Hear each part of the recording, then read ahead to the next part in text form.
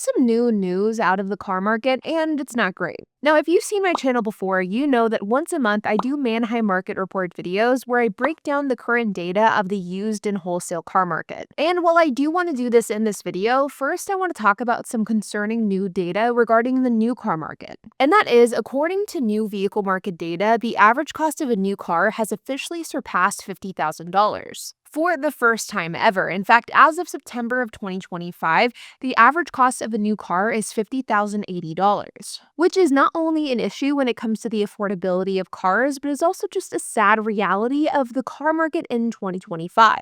Not great. But as I mentioned a moment ago, I really don't want to focus on new cars in this video. Instead, I want to focus on the used and wholesale car market.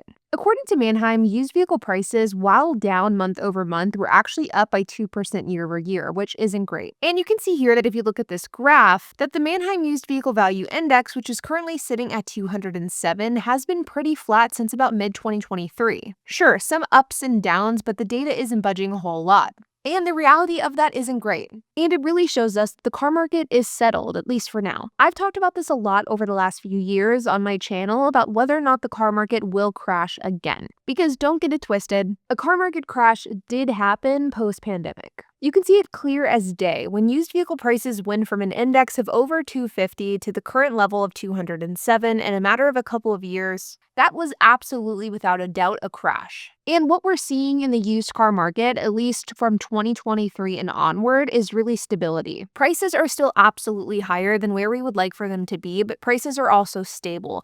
And while this definitely isn't great news given the fact that prices have stabilized at elevated levels, it could also be worse. Now, MMR retention was at 99% for the month of September, which means that cars were selling for a deeper discount, and MMR retention was actually lower than what it was this time last year. However, due to the fact that car prices are just overall up year over year, even though MMR retention is technically better, we are still seeing higher prices. And the average daily sales conversion rate declined to 58.3%, which is a decline of 2.7% month over month, but is higher than we normally see this time of year. For comparison, the historical averages of the daily sales conversion rate over the last few years was about 57%. And what it means by us seeing a higher daily sales conversion rate today in September or October of 2025, it shows us that the car market is currently favoring the seller, not the buyer. Now, we haven't been seeing volatility in the overall used car market, but we have been seeing some volatility within individual vehicle segments. And in my opinion, individual vehicle segments are sort of all over the board as far as which ones are increasing versus which ones are decreasing in price. And you can see here that while the overall car market increased by 2% year over year, luxury vehicles increased by 3%, while electric vehicles increased by a staggering 6.4%. Now, this may seem shocking for those of you who have been following the car market for a long time and have seen the historical trends of EVs over the last couple of years, but the truth is it actually isn't surprising at all given the fact that the EV tax credit ended in September of 2025, and so people were kind of rushing in to buy their EVs before September ended for the purpose of claiming that tax credit. So I personally expect that we will see this shift quite dramatically for the month of October, but of course we won't find out that data until the beginning of November. But I personally do not think that this 6.4% increase that we saw with EVs specifically is going to be maintained. The big loser here, though, is compact cars, which saw a decline of 6.5%, while the remaining segments saw just minor increases and decreases, with mid-sized cars decreasing in value by 0.6%, pickups by 0.3%, SUVs and crossovers went up in value by 0.7%, and non-electric vehicles increased by 1%. Now, if we look at CarGurus Used Vehicle Value Index, you can see that car prices don't look great. And you can see that over the course of roughly the last year, car prices have been steadily increasing. And while there have been some minor declines over this period of time, the overall trend is price increases, and that is loud and clear. Now, I do find it important to mention the fact that this is a year graph, and I also want you to look at the X and Y axis because you can see here that over the course of the last year, prices went from 27.9 down to about 27.3 and then back up to about 27.9. So we're not quite where we were a year ago, but we are pretty damn close. But overall, you can see that the difference in price fluctuations here is less than $1,000. This means that while price increases are absolutely happening, they aren't massive increases either, and they are relatively small, all things considered. Now, if we look at body style specifically, you can see that it is a bit of a mixed bag, and this mixed bag varies depending on what date range you're looking at. Over the last 30 days, you can see that the majority of cars have decreased in value, while over the last year, you can see that the majority have increased in value. And if we scroll down to individual makes and models, you can see that it's kind of the same thing. While it is a bit of a mixed bag, you can see that over the last 30 days, the majority of car makes have actually declined in value, while over the last year, it is very much kind of a 50-50 or close to 50-50 split, and the same could be said for the 90-day values as well. Polestar has lost the most value year over year with a valuation decrease of 12.29%.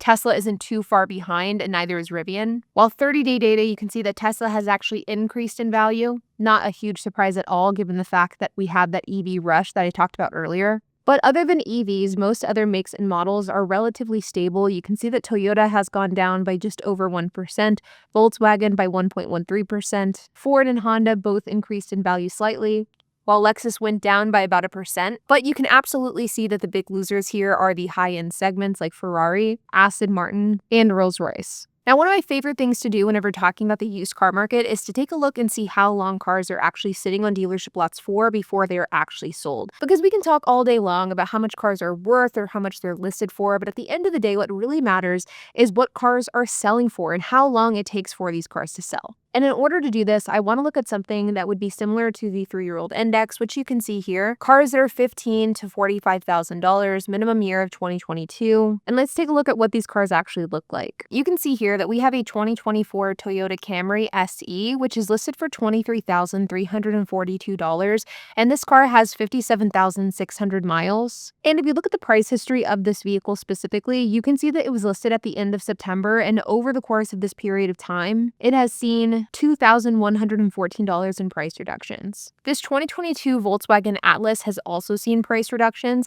It's listed for $26,350, which is considered to be a good deal according to Cars.com. And you can see that this car has seen $930 in price reductions between June and September of this year, which, if I'm being honest, isn't really great price reductions given the fact that this car has been sitting on dealership lots for a number of months now. This 2023 Dodge Charger is another example of some pretty decent price cuts in a relatively short period of time. This car is listed for $29,366, and this car has actually seen over $3,000 in price reductions, with it being listed in September and its most recent price reduction coming in October. For some reason, every time I do one of these videos, this Mazda Carbon Edition ends up popping up on my feed and I end up reviewing it. And while I do personally really like this car is listed at $31,700 with just over 18,000 miles on it. And you can see here that this car has seen over $1,200 in price reductions in just a 1-month period of time.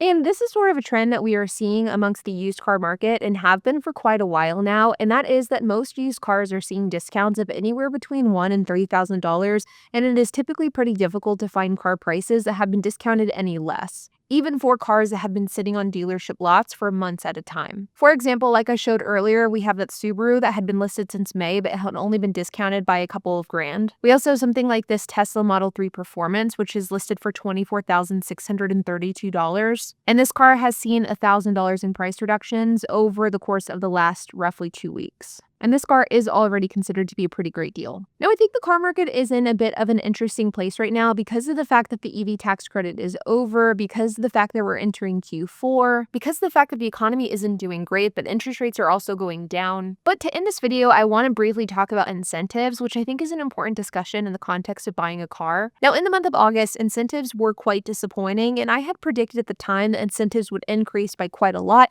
in the month of September because of the fact that it's end of quarter, and that's exactly what happened. In fact, according to Kelley Blue Book, incentive levels in September were at the highest point in 2025, up from 7.2% of average transaction price in August a year ago. And that's exactly what happened. In fact, in the month of September, incentives reached the highest level that we've seen in all of 2025, which is great news. And so I do expect that whenever it comes to incentives, they will be even stronger in the month of December. Like always, you guys, I hope that you enjoyed this video. If you have any questions, comments, if you have anything to add, I would love to hear it. So make sure to leave a comment down below. And while you guys are at it, make sure to hit the like button, hit that subscribe button, and hit the notification bell. And I will see you guys in the next video.